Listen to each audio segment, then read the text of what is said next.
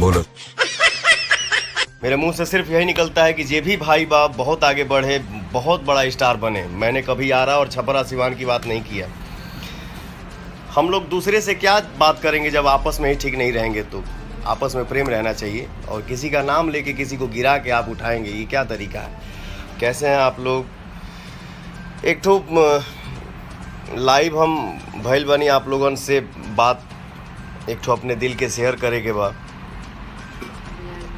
और एक ठो बात हम आप लोगन से कहे के चाहतनी कि बचपन से लेके आज तक 25 साल हो गए हमके गाना गावत।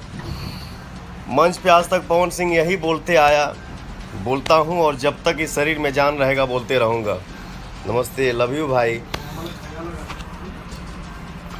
पूरे विश्व के कोने में भोजपुरी को जो भी हमारे भाई भैया, चाचा चाची, माई बहन, जे भी भोजपुरी के सुने वाला बा, समझे वाला बा, ओके हम भगवान मानिला, और सबके पैर छू के प्रणाम करतनी, और ज़िंदगी भर प्रणाम करते रहब।